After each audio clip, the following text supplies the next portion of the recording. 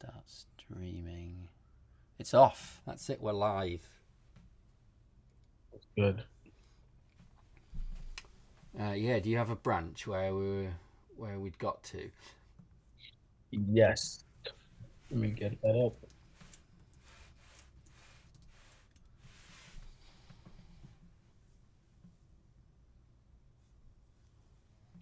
So I have the working branch, and I'm also going to get the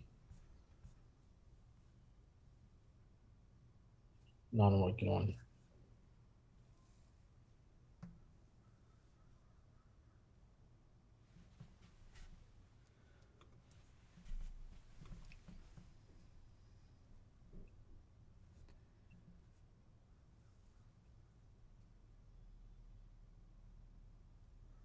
Okay. There's another library we've got that we can try. We've tried a few, right, in the history of this. You definitely have. Okay. But there is another one. But let's just remind ourselves where we'd got to. So we were trying to use the stack frames API to map back the call site, which has got the JavaScript line number, and map that into the TypeScript line number. Yes. And we just got to the point where we were kind of like, it was compiling and we were able to read the stack frame information, it looks like. Right. Sorry, just a sec, Demi. What is it I can do for you? Where's your phone? There's your phone. Give me your phone. Why do you need my phone? You're live on Twitch. Do you want to say hi to the internet? Right. Go away then. Why do you need my phone? Because it's not letting me do the thing.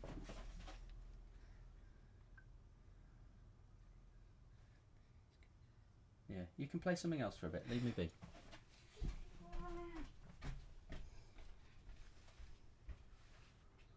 Let me see if I can sort it out.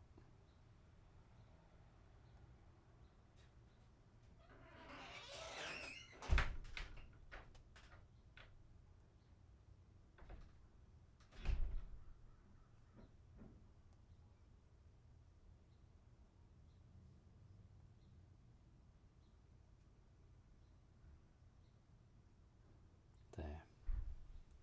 That should be what he needed. Yeah. Oh goodness, right. So we were having to like read. Yeah, that's right. We were working through the source code of one of those libraries, weren't we? Yes. And sort of copying and pasting their code. Wow, what is that thing? Sorry. Oh yeah, this on is your... Safari.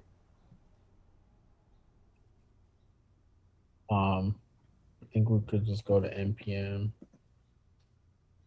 So was it a stack frame? Yeah. Yeah, so there was stack.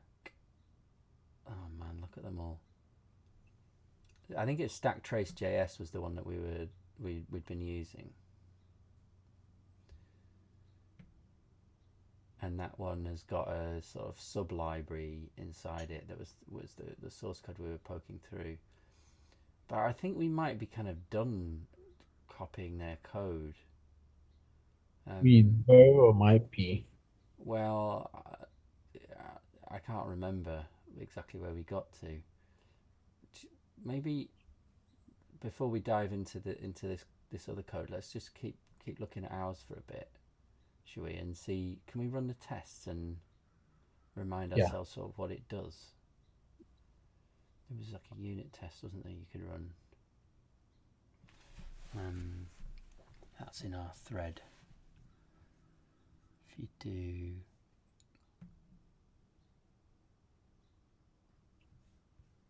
Oh, something with Mocha? Yeah, exactly. This command, I'll paste it into the Zoom chat.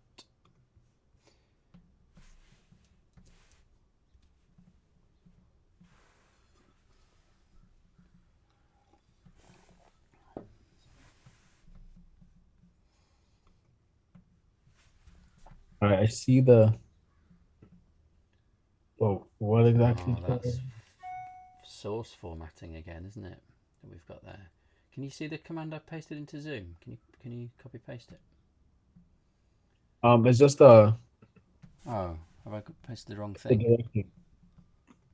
Hold on. I wasn't paying attention to what I'd actually pasted.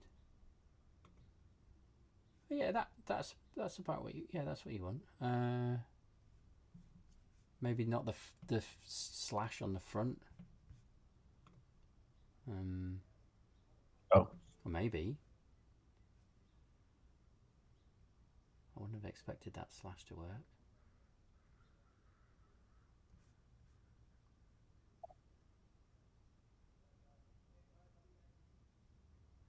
Is it hanging?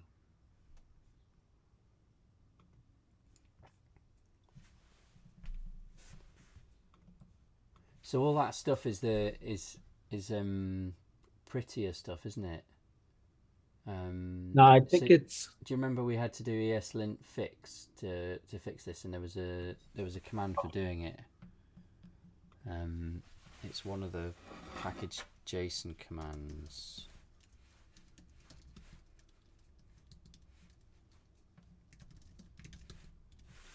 If you look in the package JSON, we'll see it. It's one of the scripts.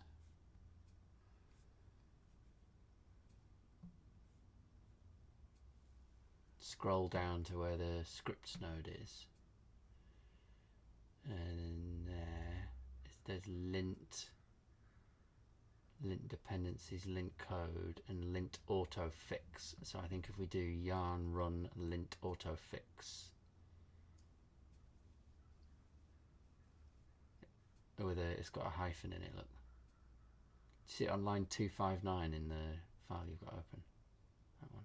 Oh, So it's just a shorthand for that long-winded command eslint -- fix compatibility example. Blah blah blah blah. So it is possible to set up your VS Code to run the ESLint automatically when you save a file, which is quite handy. Okay, so do we think that that's fixed it? Maybe try running the mocker command again.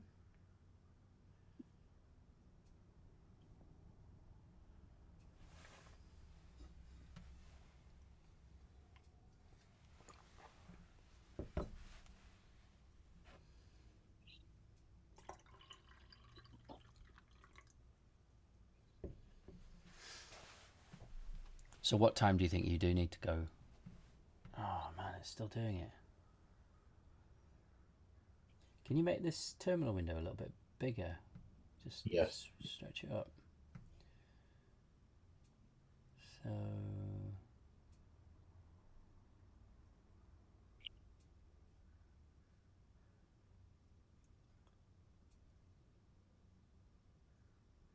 it's annoying, isn't it? So it's complaining about those variables not being used, and therefore it won't let us run them. And it was okay, yeah. So, but the command we're running is yarn test blah blah blah mocker. So can you just press up in your terminal so we get the command, and let's edit it. Because I think what we should do is, instead of having yarn test at the front, we should just call the mocker binary.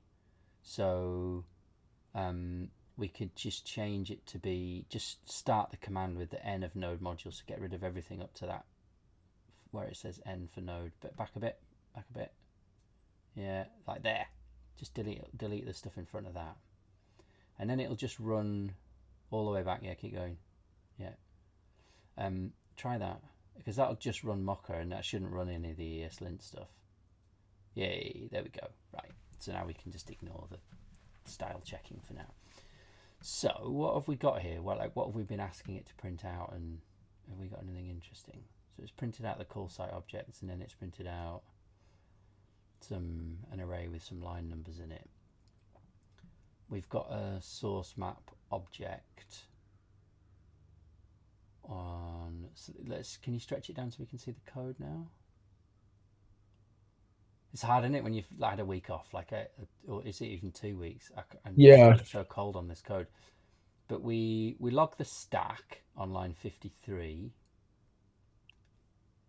Yes. and then we've been trying to do... Okay, so we're not actually doing anything with the source map yet at all, are we? Or not. What was that stuff on line 56? Was that... Oh, that was us trying to actually Yeah. parse the stack frame So we- ourselves. Yeah. The regex. Yeah. But so what happens if we... Oh, right. Okay, so we're at the point where we're going to use a source consumer to try and read it on line 50. Because I wondered if we just log...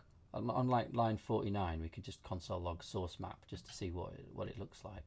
Because I've got no idea what these things look like at all.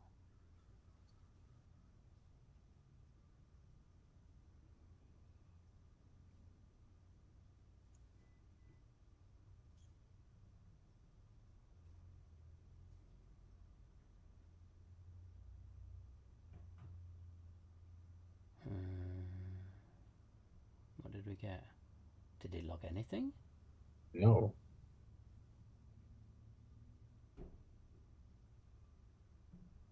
If last source mapping URL. So if it exists. So maybe it didn't.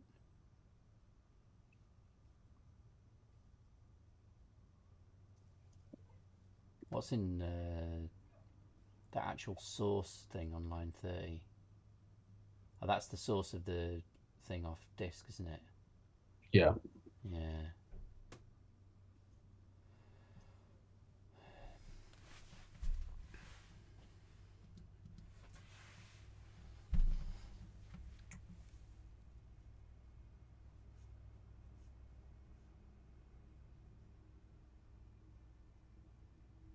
Okay. Source is fine. Last source mapping URL But doesn't there isn't any source mapping data in that file, is there? So there isn't. That's maybe what it's trying to do, right? It's trying to read out the source mapping information out of that. But that's the TS file, not the JavaScript file. It's weird, isn't it? That so it's mapped the get file name from the stack trace is a TypeScript file, but the line number's wrong. It's odd that it's like half looking at the JavaScript and half looking at the TypeScript. I find this all very confusing. So I wonder if we should take a step back and try one other approach, because there is this library. Maybe if I share my screen for a minute, I'll show you what. Well, so there's two things we could try that would be like forks in the road. So one is, back when I was looking at this in August, I found this one called TS call site, which sounds like it does what we want it to do. Analyzes stack frame source maps and source code to get a function's call site as an AST node at runtime. This can be used to analyze how the function was called with full type information. It sounds a bit more than what we need, but you know, it's got a thing called caller.get call site. Right. That's telling you the name of the function, which is not so much what we want. But does it also give us the line number and stuff?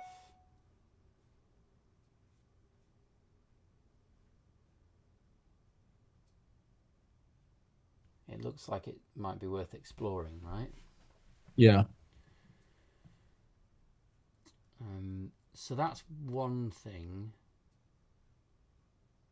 And then the other thing is that, and I don't know if I'm going to be able to find this, but on the Twitch stream from last time, somebody suggested something else that we could try. Am I going to be able to find it now? Is it here?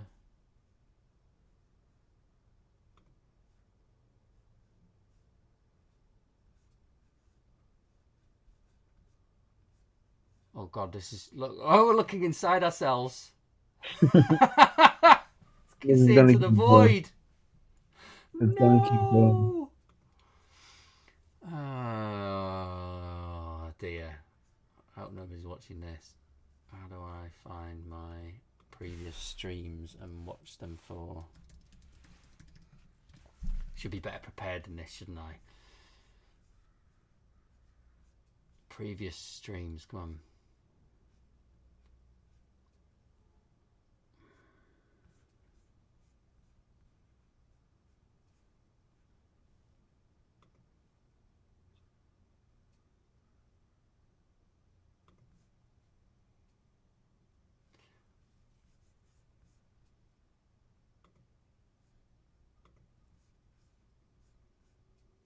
Yeah, it's very biased towards what's happening right now, isn't it? In the UX here, I don't see how to see old streams.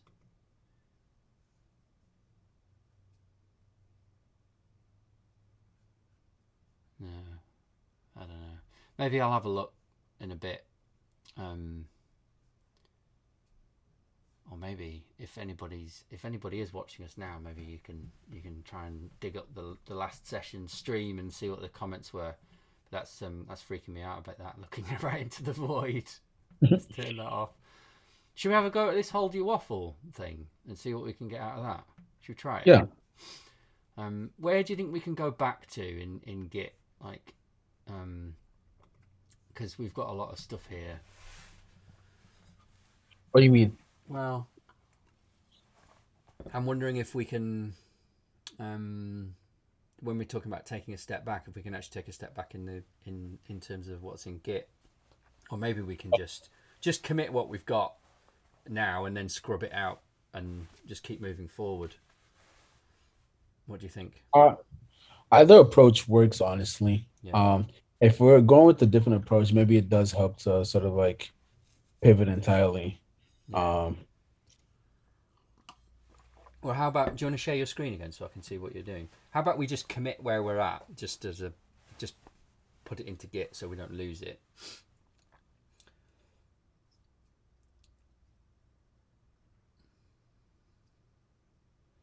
And this is just like the commit message, but just like messing around with source mapping.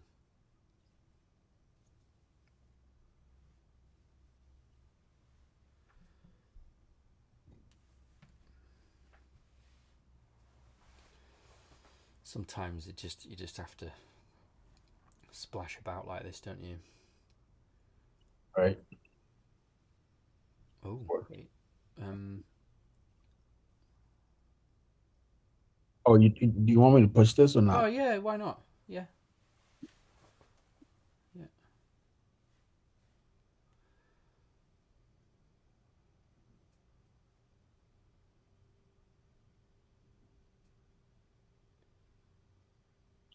Oh shoot. This is some new My GitHub security thing.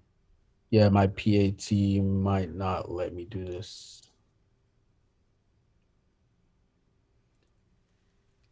I think it's fine. It's been pushed. Just one, I guess the workflow thing isn't No, it hasn't pushed it. That's what it means. hasn't pushed. What is it? So you're using HTTPS rather than SSH for your GitHub authentication here? Yeah. Yeah. It is. I don't know. I always use SSH. I feel like it's kind of a. I had problems with SSH. That's why I didn't use it. Yeah. Do you want to play at fixing that? Yeah, Yeah. I mean that's a useful thing to do with this it time. is. And, so well, one thing you can do to test your SSH setup with GitHub is just to do sshgithub.com. Just type that in and it'll try and like in your terminal. So SSH is I don't want to patronize you, but I don't know how much you know about SSH. Do you know what it is? Like A as an little online bit. tool? Security shell something, Yeah. or So like normally how you'd use SSH, the SSH command is if you type in the SSH command and then the name of a computer on the internet somewhere, it'll it'll connect you to it, and then you get a shell, you get a terminal on that computer. So what we're typing in here is like, I want to go in and control the computer that serves github.com, please. And obviously they're not going to let us do that, but what they helpfully do is they put an endpoint there that lets you test out your SSH credentials. So if you just run it, and it'll... Okay, so that's saying that you haven't got a key that SSH, that GitHub recognizes. So do you have any keys? If you do an ls of what is in your .ssh directory, in your home directory, what have you got in there? You need to do like tilde slash ssh, so it's looking in your, so ls. I think it's going to a separate terminal. Yeah, so you I could don't. also do that, and then it'll be in your home directory. Yeah. So just ls.ssh. Okay, so you have got a, you've actually got two public keys there. You've got two different SSH keys. Does that make, do you know about that? Have you been using them for anything else? Yeah, I was trying to work with SSH ones, and I fell into this rabbit hole. Right. Trying Well, we're in the rabbit hole now, but I don't want to be too cocky about this, but I've done this several times, let's just say. So I reckon we'll be able to get out of the rabbit hole together. So let's see if we That'd can be make great. it work. That'd be great. A good practice really is to set up separate SSH keys for different things that you connect to. So it's kind of like if you think about physical keys, rather than just having one key that lets you into your house and your garage and your mum's house and starts your car, you have like separate keys for the different things. So if you lost a key, somebody can only break into your house, they can't steal your car as well. So that's why you can have different files in here. And it probably makes sense if we're starting from scratch anyway. So that IDRSA key that's in there already is a sort of, it's the standard default one that SSH generates for you. And we could just use that one and try and get going with it. And yeah, maybe that's the easiest thing to do for now, so we don't overcomplicate things. So we're going to go with the model of, well, what would you prefer, Demi? Do you want to try the more complicated route of having a separate key for your house and your car, or do you want to? I think I would definitely go with the more complicated route. Okay. It also means more security. I like your always style. All right. So what we need to do is use the SSH keygen command to create a new key in here.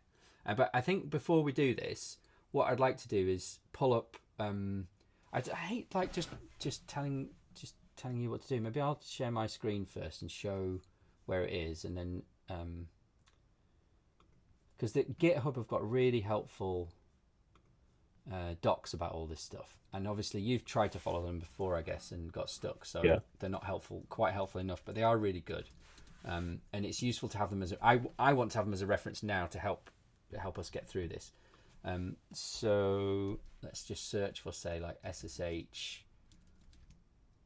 key and just see what they give us here. Oh, I need to look at, like, where is your help?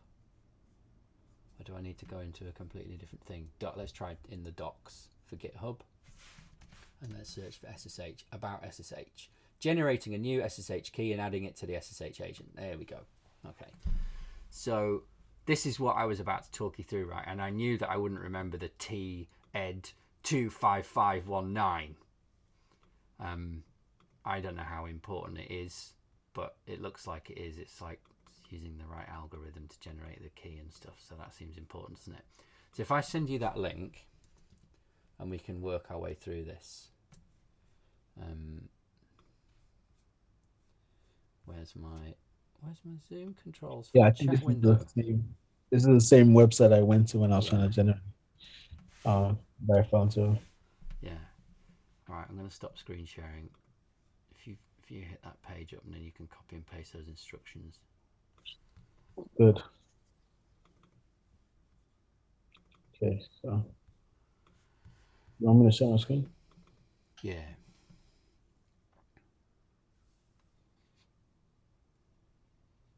So yeah, copy that command. You're obviously going to need to put your own email in there instead of that example.com one.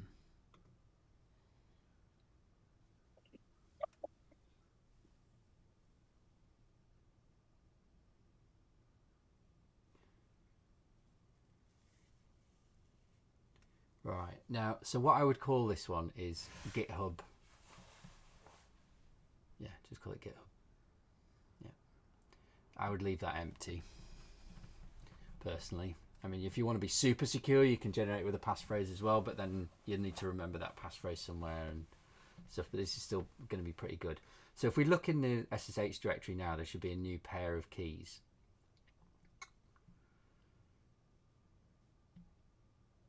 Oh no, because we didn't put a path in, did we? So the keys have got generated into your home directory. Sorry, I just do ls in here, and we'll have a GitHub file and a GitHub.pub file. So move those files, GitHub and GitHub.pub, into your SSH directory.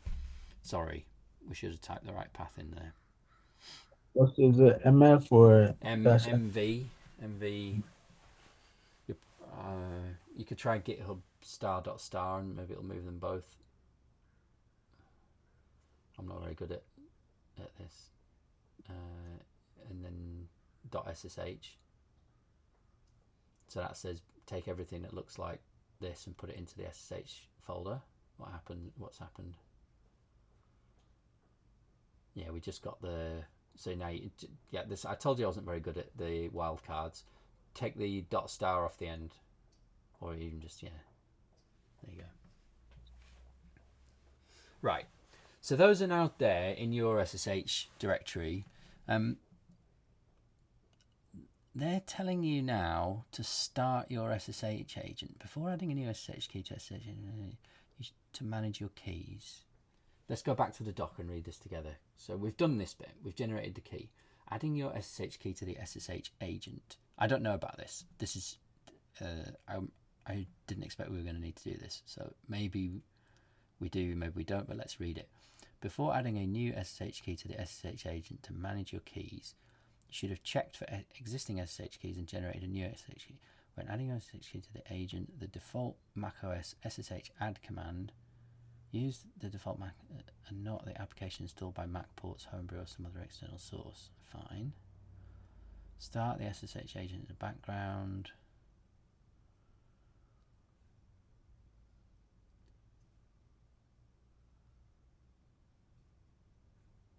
Oh, so is this about storing passphrases in your keychain?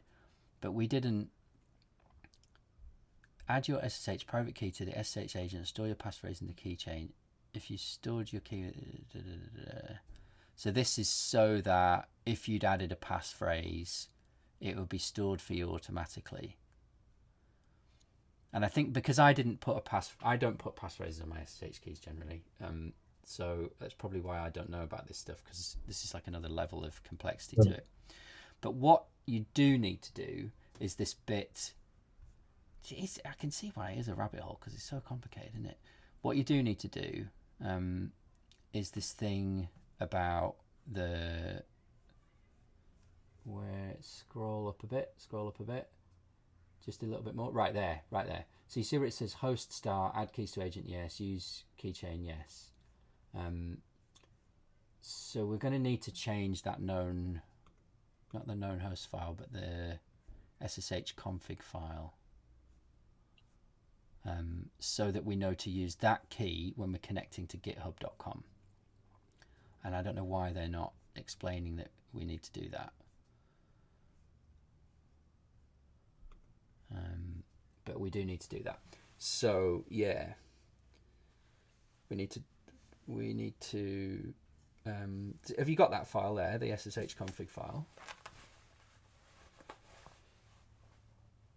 Yeah, you do. Did you just paste that in now? Oh right, this is probably from before, when you tried to do it before, right? Yeah. So yeah, I mean, you could leave that there. Copy that section though. Copy that whole section. And paste another one underneath. And then the host is going to be github.com. What do I have here? Because this add keys to agent thing is a whole new thing to me. Let me just look at mine. I think it's Yeah, I don't use any of that other stuff. So just just the host name and then the identity file. That's the key bit. So I'd delete those other 2 lines. If you wanted to start messing with passphrases, then that would be the thing to go for. But then so change the identity file for this line to be the GitHub one. So this is like where we specify this is the keys for the car, this is the keys for the house, right? We're mapping the domain name that we try to connect to the key file on your disk. And there's 2 parts to the key. There's the private file, which is the one that doesn't have a file extension, which is the one that you always want to just keep on this computer and never give it to anybody ever. And then the pub file is the thing that you give to other people that kind of lets them. It's got enough in it. I have really hazy understanding of this, honestly. But my hazy understanding of it is that the pub file has just enough information in it that lets somebody else validate that you are coming in with your key. It's the real key. So we're going to give the pub file to GitHub, and then when we connect to GitHub, they're going to be able to use that to tell whether it's really you. And I couldn't come in and try and pretend to be you because I haven't got a key that matches that pub file. Does that make sense? right. Makes Because sense. only you have that file. So yeah, so the next thing we need to do is go to github.com. You saved this, I guess. Yes. Yeah. Go to github.com and we'll add the pub file.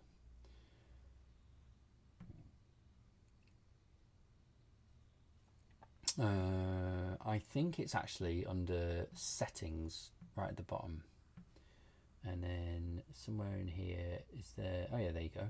Yeah. I like. So you've got some of the way with this, haven't you? Yeah.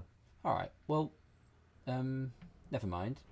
Just yeah, you can delete that one if you think it's old, and then right, and name that whatever's going to help you to remember it matches that GitHub file on your laptop. And then we need to paste something into there. So you can do this thing of if you go into the terminal, you can cat the file. So cat ~SSH /github.pub and I don't want to say that, and then pipe that to Oh. just clear your terminal or start a new one. Yeah. But it's all right. It's not it's only the pub file, right? So the worst that somebody could do if they steal your pub file is they could set up a server so that you would be allowed to access it. So it's really not a thing that you need to worry too much about it leaking out. So you're going to cat that to pb copy, which is a little program on a Mac that puts it into your clipboard. Am I piping it or that? A pipe. I would use pipe, yeah. So because otherwise it'd be trying to write a file called pbcopy. But what this is going to do is send it to the program called pbcopy, and that's now in your clipboard. So you should be able to just press Command V now and paste it into that box in your browser. All right. And that should be it done. So GPG keys is a whole nother rabbit hole that we can go down, but not today. So let's try that test again now. So you remember when we typed SSH github.com? Let's see what happens if we do that now. Oh. Okay, so what about this thing about starting the SSH agent then? What's that about? Let's see if we can understand what they're saying to us there, because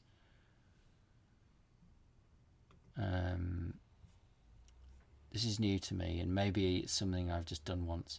So why don't we try this thing? Yeah, let's try that. Okay. depending on your environment, you may need to use a different command.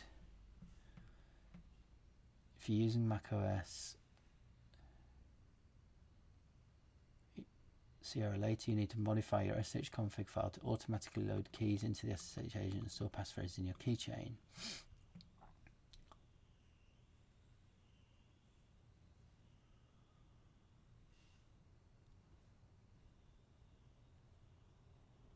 Oh, you know what else we can do though that's helpful? When you run, go back to the terminal a minute and let's try running sshgithub.com, but do -v. So what do we see here? Offering public key. So it's used the right. So it's used.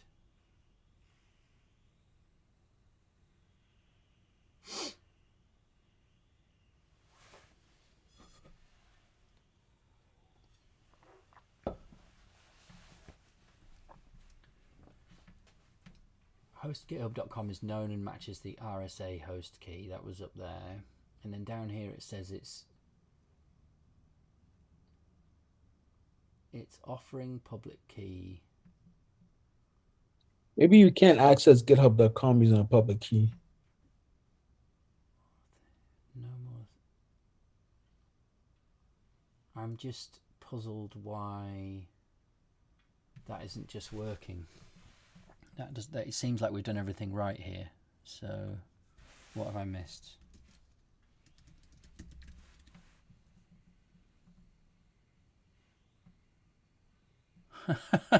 I get the same thing when I try it. Hold on a minute. Have they changed something?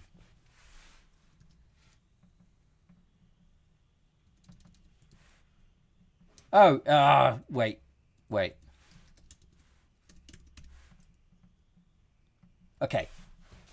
I got the command wrong. So you have to also give it a user. So it's SSH git at github.com.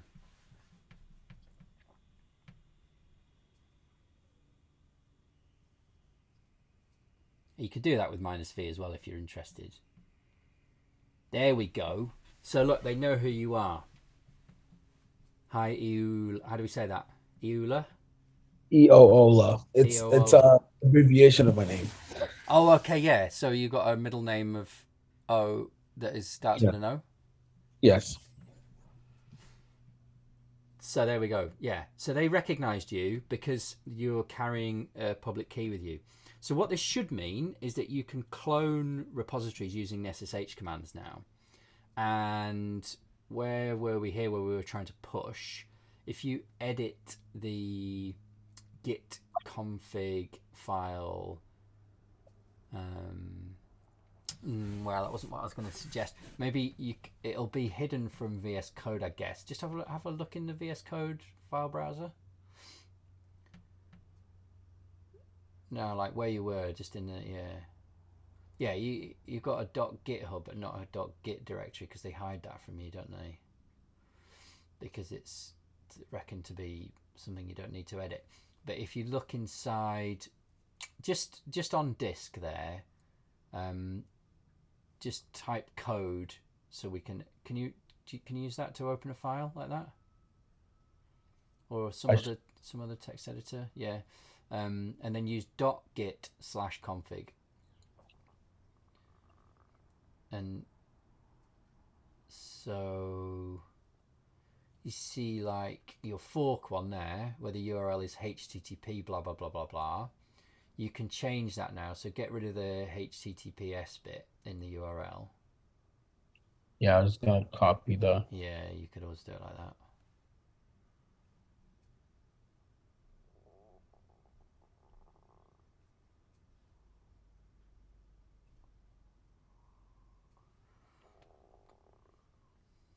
But just put them next to each other so you can compare them. Just put it on the line underneath for starters. Just put a new line in front and put URL equals and just put them right next to each other and you can compare them. Because the only difference I think is it puts the so there's two differences. So what this says to SSH is use the user called git, connect to the server at github.com, and then try and go into the directory on that server of eola/cucumberjs.git.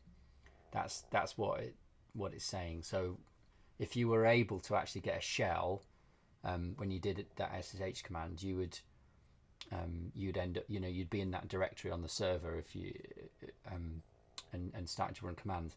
But actually, the way GitHub works, what they're exposing over SSH is just a Git shell, which you can't talk to as a human, but Git can. So Git's able to send it commands, but they're like machine commands, right? So that's the directory on GitHub server somewhere where they keep your Git repository.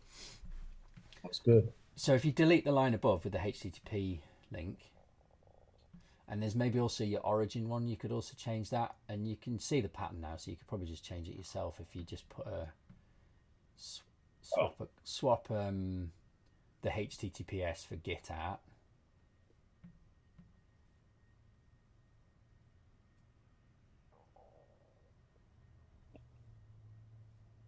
There's no need to shout, and then put a colon there between that's it. That's how we change a Git HTTP link into a SSH link. And if you've saved that, let's try doing that thing you did again, the git push.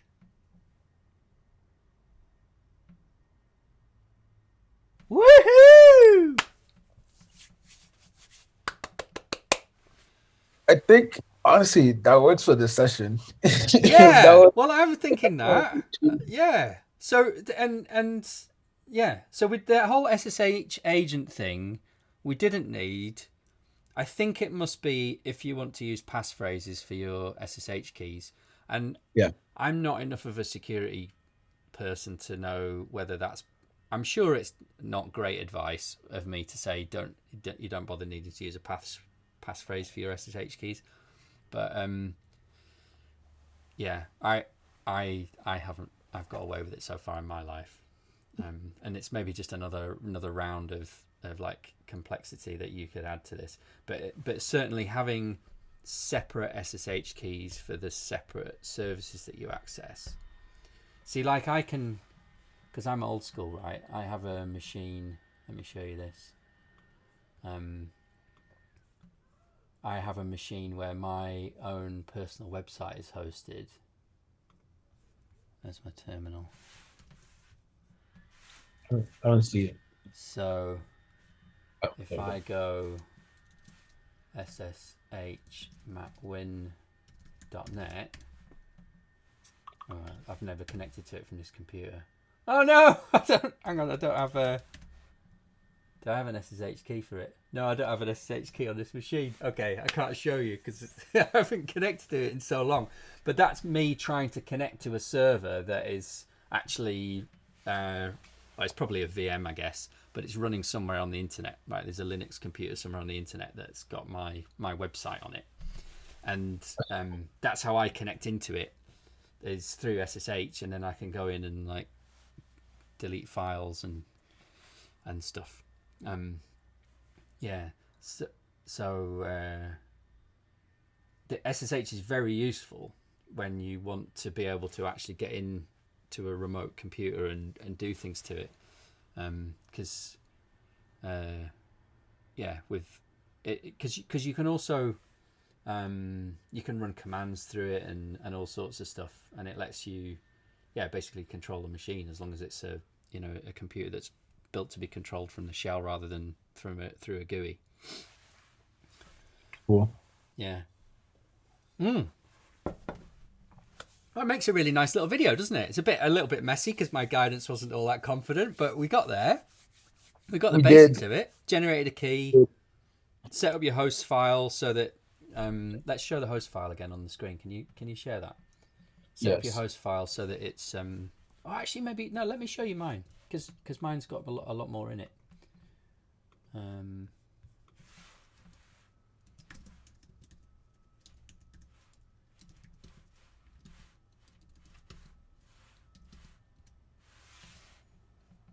Yeah, so these, so I've got one for GitHub, one for Heroku, and then these are a couple of Amazon EC2 machines I've been playing with. So Right. they've got, and so you can say what user you want to log in as well. So when you just go, so if I go, I don't know if these machines are up right now, but if I, that's just its IP address on the internet. If I try and SSH into it, it's going to automatically do, yeah, it's not up. But that's like the equivalent of doing Ubuntu at, right? Right. So, Column user. yeah. So I have, right, and that works. But actually probably if I did, because we know this doesn't work, but probably if I did,